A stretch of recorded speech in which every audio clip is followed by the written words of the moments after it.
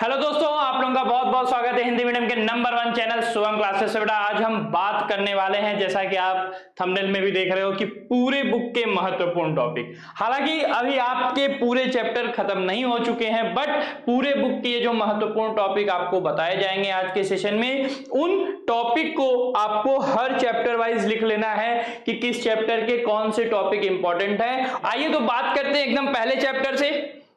ठीक है, पहले चैप्टर से बात करते हैं। जैसा कि आप जान रहे हो, पहला चैप्टर हमारा कौन सा है? विलेन। पहला चैप्टर कौन सा है हमारा? विलेन है। अगर हम विलेन के टॉपिक की बात करें तो विलेन का जो सबसे पहला टॉपिक आपका आ जाएगा कि आपको विलेन के प्रकार के बारे में पढ़ लेना है। विलेन के प्रकार को एकदम अच्छे से तैयार कर लेना है कि विलेन कितने प्रकार के हैं, क्या हैं, क्यों हैं, उनके एग्जाम्पल अच्छे से, क्योंकि एमसीक्यू आएंगे और एमसीक्यू में यहां से क्वेश्चंस आपके बन रहे होंगे। विलेन के प्रकार के बाद आपको जो दूसरा टॉपिक है मोल प्रभाज, इससे 2 नंबर के न्यूमेरिकल हर साल फिक्स रहते हैं और इस बार आपको एमसीक्यू में भी देखने को मिल सकता है। हर साल 2 नंबर में मोल प्रभाज से न्यूमेरिकल फिक्स रहता है, बट इस बार आप समझ लो कि आपको एमसीक्यू में भी देखने को मिल सकता है। साथ ही साथ अगला टॉपिक बात करेंगे तो हेनरी का नियम, यहां से भी आपके एमसीक्यू बन रहे होते हैं। साथ ही साथ डायरेक्ट नियम भी पूछ लिया जाता है कि हेनरी का नियम है क्या चीज। ठीक है, राउल्ट्स का नियम आप तो जान ही हो भाई, ये बहुत इंपॉर्टेंट टॉपिक है। हेनरी नियम, राउल्ट्स का नियम, साथ ही साथ सबसे इंपॉर्टेंट आपका जो है अणुसंख्यक गुणधर्म। अणुसंख्यक गुणधर्म के अंदर जो भी चारों आपको बताए गए हैं, चारों प्रकार, वो सारे पढ़ने हैं। मैंने एक एक करके उनका नाम नहीं लिखा, वो चारों पढ़ने, क्योंकि चारों में से किसी न किसी 2 पे आपको क्वेश्चन देखने को मिलेंगे और 1 पे न्यूमेरिकल आ जाएगा। 2 पे रहेंगे, 2 में से किसी ना किसी 1 पे, या हो सकता है दोनों के दोनों पे आपको 4 में से न्यूमेरिकल आपको देखने को मिल जाए। ठीक है, उसके साथ अणुसंख्यक गुण की बात करेंगे तो मोलरता से आपके बेसिकली क्वेश्चन होते हैं और ये टॉपिक मुझे मालूम है कि आप लोगों का इतने अच्छे से तैयार है कि इस पे आपको कोई ज्यादा परेशान होने की जरूरत नहीं है। साथ ही साथ अगला टॉपिक है आपका मोलरता। मोलरता और मोलरता एकदम सिमिलर चीजें होती हैं, बस अंतर क्या है, यहाँ पे मोलरता जो है पर लीटर में होता है और मोलरता जो है वो पर केजी में देखा जा रहा होता है। ठीक है, और लास्ट आपका जो है वो है वांट ऑफ गुणक। वांट ऑफ गुणक, ये वो टॉपिक है विलेन चैप्टर के जिनको आपको किसी तरीके से भी मिस नहीं करना है और एक एक टॉपिक आपका एकदम अच्छे से तैयार होना चाहिए। जहां पे न्यूमेरिकल वाले पोर्शन है, उन न्यूमेरिकल वाले पोर्शन को आप सॉल्व करोगे, न्यूमेरिकल प्रैक्टिस करोगे, क्योंकि बोर्ड में आना है। ठीक है, कोई दिक्कत? चलिए अगला दूसरे चैप्टर की बात करें। दूसरा चैप्टर है हमारा वैद्युत रसायन। अगर वैद्युत रसायन की बात करेंगे तो इसमें जो हमारा सबसे पहला और सबसे इंपॉर्टेंट टॉपिक आपका आ जाएगा वो हो जाएगा नस्ट इक्वेशन। नस्ट इक्वेशन ये अपने आप में ही एक बहुत बड़ा टॉपिक है। तो नस्ट इक्वेशन कोई डिफिनीशन नहीं है, बट यहां से जितने तरीके के न्यूमेरिकल बनते हैं वो सारे प्रकार के न्यूमेरिकल आपको सॉल्व करने हैं और तैयार करना है, क्योंकि नस्ट इक्वेशन से एक न्यूमेरिकल आपके बोर्ड के पेपर में फिक्स रहता है। तो नस्ट इक्वेशन तैयार करना है, साथ ही साथ मोलर चालकता तैयार करना है। मोलर चालकता आप जानते हो सर, मोलर चालकता किसे कहते हैं? कैप एम को कहते हैं। मोलर चालकता किसे कहते हैं? कैप एम कहते हैं। इसका पूरा फॉर्मूला लिखवाया गया, पूरा डिटेलिंग समझाई गई है, पूरी चीजें बताई गई हैं। उसके बाद कोलराउश का नियम। कोलराउश के नियम पे भी क्वेश्चन आ जाते हैं। बेसिकली ये 2 नंबर में डायरेक्ट इसका नियम पूछा गया है कई बार कि कोलराउश का नियम क्या है, इसको एक्सप्लेन करिए। ठीक है, तो कोलराउश का नियम सेल के बारे में। अब सेल की बात करेंगे तो सेल में दोनों प्रकार के सेल की आप बात कर लोगे। वैद्युत अपघटनीय सेल भी आपको बताया गया है और गैल्वेनिक सेल भी आपको बताया गया है। तो वैद्युत अपघटनीय सेल क्या, उनकी कहानी याद रख लो। वैद्युत अपघटनी के साथ साथ गैल्वेनिक सेल की कहानी याद रख लो। गैल्वेनिक सेल में कैसे डेनियल सेल को रिप्रेजेंट करते हैं, क्या करते हैं, क्यों करते हैं, पूरी कहानी आपको तैयार होनी चाहिए। जो भी चीज नहीं तैयार होगा, जो भी टॉपिक पढ़ाए हुए चैप्टर में से नहीं तैयार होगा, बात समझिएगा, जो भी टॉपिक पढ़ाए हुए चैप्टर में से नहीं तैयार होगा वो आप नीचे कमेंट करके बताओगे सर ये वाला टॉपिक नहीं तैयार है, इसको एक बार बता दीजिए।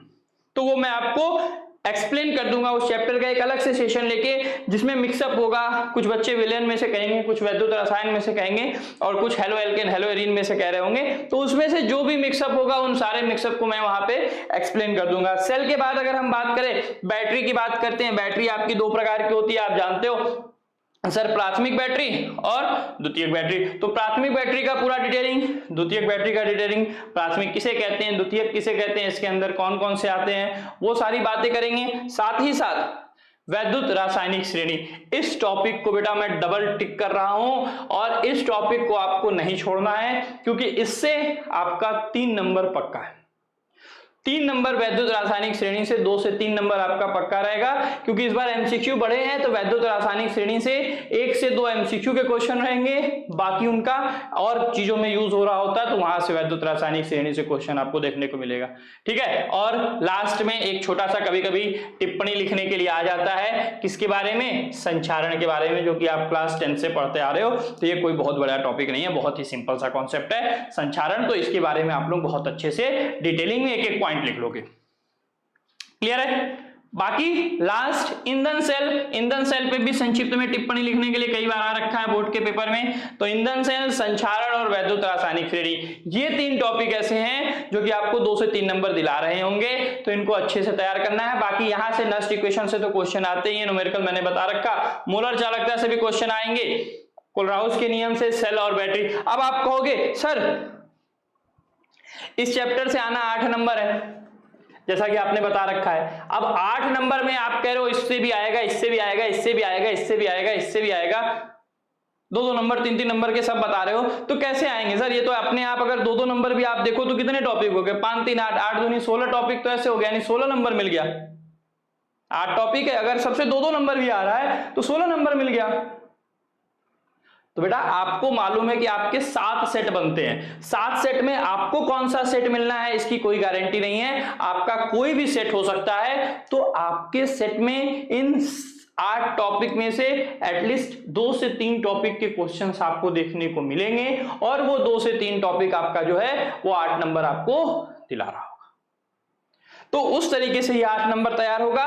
बाकी अगले चैप्टर पे आए रासायनिक बलगत की, तो अगर हम इनके इंपॉर्टेंट टॉपिक की बात करेंगे, इनके इंपॉर्टेंट टॉपिक आपको मुझे याद दिलाने अगर कुछ भी मिस होता है, सबसे पहले तो अभिक्रिया के वेग के बारे में, कि अभिक्रिया का वेग क्या होता है, कैसे होता है, क्यों होता है, वो सारी चीजें। और दूसरा यहाँ पे इंपॉर्टेंट है कोटि एवं आणविकता में क्या डिफरेंस होता है वो बताना है। और सबसे ज्यादा अभिक्रिया की कोटि, इसमें आप लोग प्रथम कोटि की अभिक्रिया, शून्य कोटि की अभिक्रिया, द्वितीय कोटि की अभिक्रिया के बारे में पढ़ोगे, तो उनको बारे में याद रखना है। और अर्ध आयु काल, किसी अभिक्रिया का अर्ध आयु काल क्या होता है वो याद रखना है। ये जो दोनों टॉपिक हैं ये आपके बोर्ड एग्जाम के लिए बहुत ही ज्यादा इंपॉर्टेंट है, वेरी इंपॉर्टेंट। ये दोनों टॉपिक आपके बोर्ड एग्जाम में पूछे ही जाने वाले हैं बिना किसी डाउट के। 7 के 7 सेट में इन दोनों टॉपिक से क्वेश्चन होंगे, ये भी याद रखिएगा। 7 के 7 सेट में अभिक्रिया की कोटि या अर्धायु काल से क्वेश्चन आपको देखने को मिलेंगे। उसके बाद अगर मैं अगली बात करूं तो सक्रियण ऊर्जा, ये कभी कभी पूछ लेता है 4 से 5 नंबर वाले क्वेश्चन में। सक्रियण ऊर्जा भी बहुत इंपॉर्टेंट टॉपिक है, ये न्यूमेरिकल है, 4 से 5 नंबर में यहाँ पे पूछे जा रहे होते हैं। ठीक है, ये टॉपिक। और आर्हेनियस का समीकरण, उसके बाद आपका क्या है, आर्हेनियस का समीकरण। आर्हेनियस समीकरण जो है वो आपके लिए ज्यादा इंपॉर्टेंट है, इससे भी न्यूमेरिकल आता है 1 नंबर में, कई बार एमसीक्यू में डायरेक्ट पूछ रखा है कि आर्हेनियस का समीकरण क्या होता है, उसको एक्सप्लेन करिए। तो आर्हेनियस का समीकरण आएगा वो आप बता दोगे। जितने टॉपिक है सारे टॉपिक बेटा मैं बस यही कह रहा हूं कि आपको एक चार्ट पेपर पे 10 चैप्टर का नाम करना है। 10 चैप्टर के नाम के बाद 10 चैप्टर के जितने भी टॉपिक हैं उनको आपको लिख के एक जगह नोट कर लेना है और उसको वहां चिपका देना है जहां पे आप डेली बैठ के पढ़ाई कर रहे होते हो। अब कुछ बच्चे कहेंगे सर हम कभी इस रूम में पढ़ते हैं, कभी उस रूम में पढ़ते हैं, कभी तीसरे रूम में पढ़ते हैं, तो हम कहाँ चिपकाएं? कहीं पर भी एक जगह चिपका हुआ होना चाहिए जो कि आपको आते जाते रोज सामने दिख रहा हो। ठीक है, उसके बाद हम बात करेंगे अपने चौथे चैप्टर की जो कि है हमारा डी और एफ ब्लॉक के तत्व। डी और एफ ब्लॉक के तत्व की बात करेंगे। सबसे पहले तो इसका इंट्रोडक्शन जो है वो बहुत ज्यादा इंपॉर्टेंट है और एमसीक्यू इस बार बढ़ा है तो यहां से एमसीक्यू आने के चांसेस बहुत ज्यादा बढ़ जाएंगे। उसके साथ इलेक्ट्रॉनिक विन्यास करना और सबसे ज्यादा इंपॉर्टेंट है 3D श्रेणी के कुछ सामान्य गुण। आप कहोगे सर कौन कौन से सामान्य गुण, तो जैसे ही वो चैप्टर आप पढ़ लोगे आपको खुद ही क्लियर हो जाएगा, अच्छा सर ये इन सामान्य गुणों की बात कर रहे थे कि परमाणु त्रिज्या क्या होती है, आयनन विभव क्या होता है। ठीक है, इस तरीके से सारी चीजें आपको वहां पे क्लियर हो जाएंगी कौन कौन से गुण की मैं बात कर रहा था। इसके बाद लेंथेनॉइड, चौथा यहां पे आपको क्या पढ़ना है, लेंथेनॉइड पढ़ना है। ठीक है, ये 4 टॉपिक है, बस यहां पे आपको बस ये 4 टॉपिक याद रखने हैं, किसमें, डी और ए ब्लॉक में, और ये आपको पूरा 6 नंबर जो है दिला रहा होगा।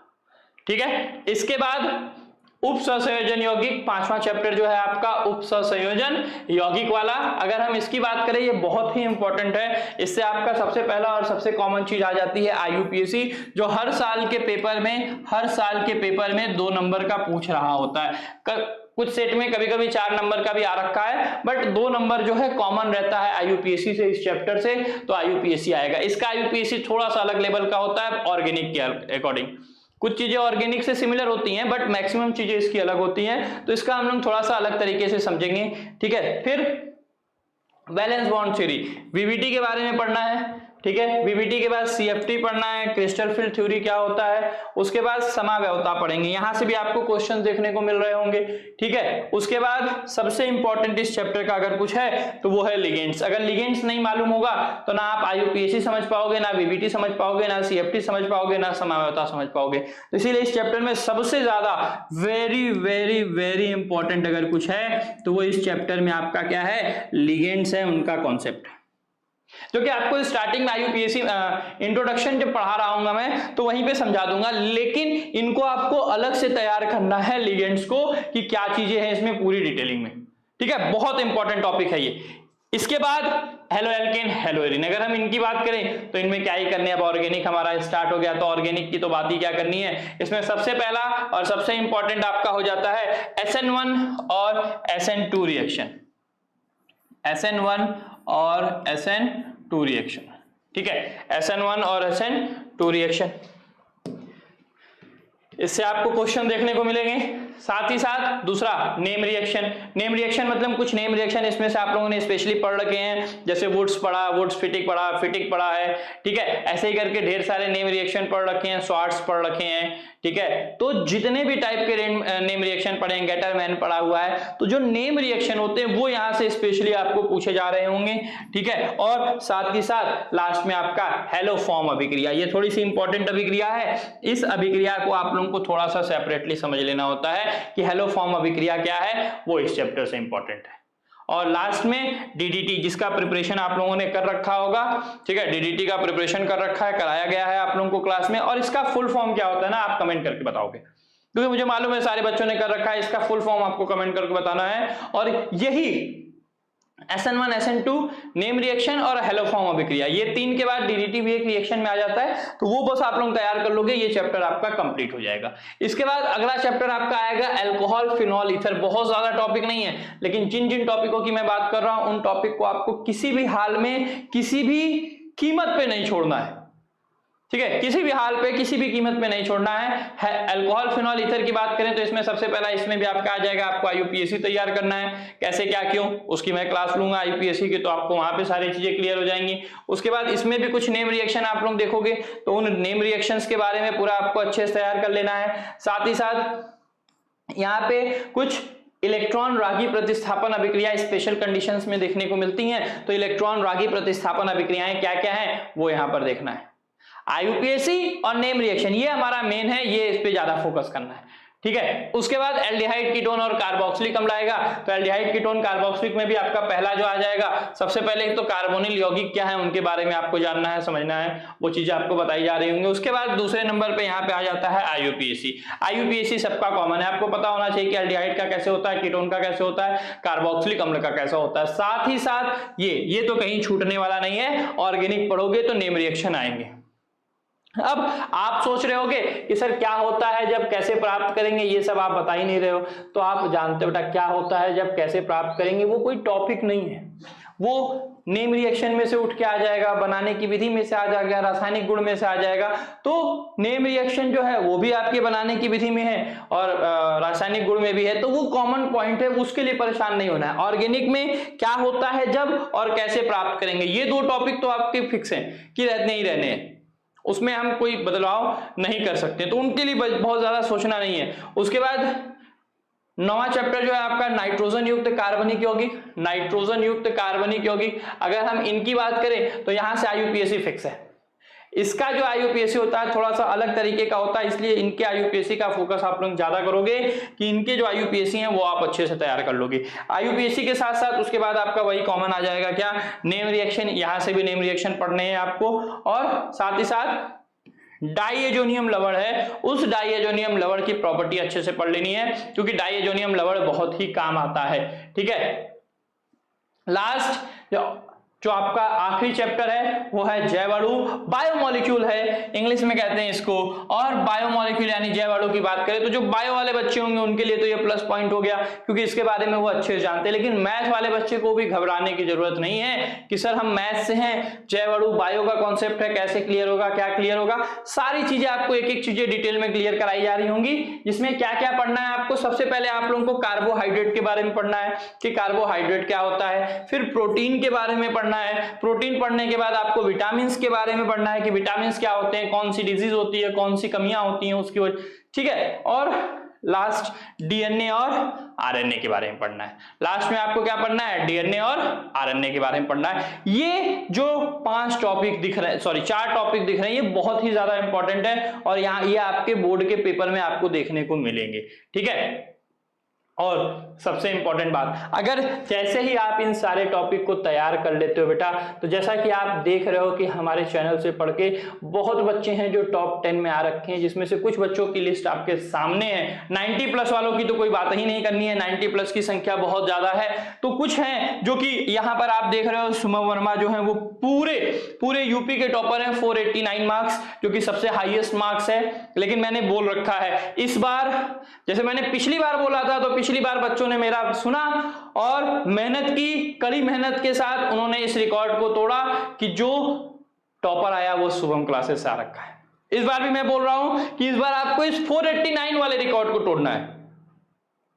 489 ये 2 साल से रिकॉर्ड चल रहा है कि जो टॉप में आ रहा है उसका हाईएस्ट मार्क्स जो है 489 ही आ रहा है। पिछले साल जो आया था वो भी, इस साल जो आया है वो भी। तो आपको इस बार 489 क्रॉस करना है, यानी इस बार का टारगेट है 490 का। ये 490 मिनिमम टारगेट है, प्लस आप चाहे जो लेके जाइए। ठीक है, 500 में से 500 लाओ, उसमें मुझे नहीं, लेकिन इस टारगेट को ध्यान में रखेंगे कि इस टारगेट को आपको तोड़ना है। कैसे टूटेगा, जब आपकी तैयारी जो होगी वो एकदम बेस से होगी कि अगर आपसे कुछ भी पूछा जाए तो आप मिस नहीं करोगे। ठीक है, बाकी और भी बच्चे हैं, 484 है यहाँ पे आपका, 483 वाले बच्चे भी हैं। ठीक है, जो अपने जिलों में टॉप किया है इन्होंने।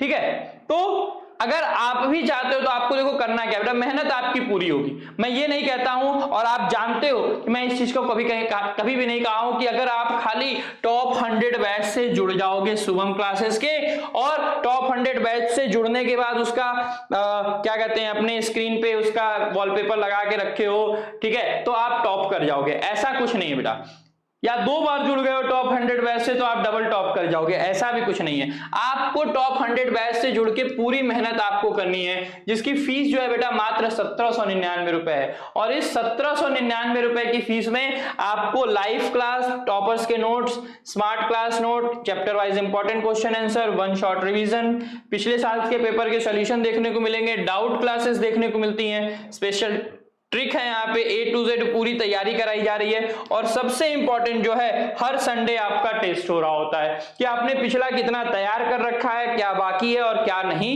तैयार है, और किस पे ज्यादा मेहनत करनी है।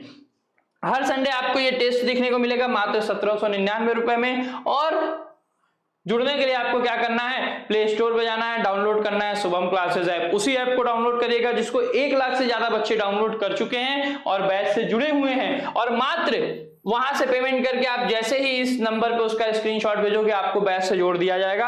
अगर आप ऐप से बेटा पेमेंट नहीं कर पा रहे हो तो आपको करना क्या है, इस QR कोड को स्कैन करो, स्कैन करके पेमेंट करो। पेमेंट करने के बाद इस ऑफिशियल नंबर पे आप उसका स्क्रीनशॉट भेज दो। पेमेंट आप चाहे जहां से करिए, पेटीएम, फोन पे, गूगल पे, और भी कई ऐप आते हैं, किसी भी ऐप से आप पेमेंट करिए, उससे कोई दिक्कत नहीं है। पेमेंट करने के बाद उस पेमेंट का स्क्रीनशॉट इस नंबर पे आप जैसे ही भेजोगे, आपको 15 मिनट के अंदर जो है, 15 मिनट के अंदर बैच से जोड़ दिया जा रहा होगा।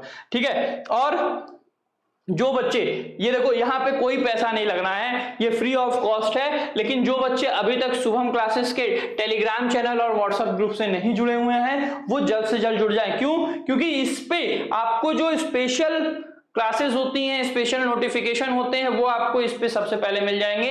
साथ ही साथ बोर्ड के थ्रू जारी किया गया कोई भी नया नोटिस होता है, जानते हो कि सबसे पहले शुभम क्लासेस पे देखने को मिलता है, और उनका लिंक भी आपको जो है यहाँ पर टेलीग्राम और व्हाट्सएप ग्रुप में आपको मिल जाएगा। तो जो बच्चे टेलीग्राम और व्हाट्सएप ग्रुप से नहीं जुड़े हुए हैं वो जल्द से जल्द जुड़ जाएं। आपको वीडियो के लिंक में डिस्क्रिप्शन में लिंक आपको देखने को मिल रहा होगा। तो जो बच्चे नहीं जुड़े बेटा, आपको यही करना है, एक बार जल्द से जुड़ जाना है। साथ ही साथ देखो मैंने पहले बता रखा हूं कि जुड़ने से आपके नंबर 90 प्लस नहीं जाने वाले हैं।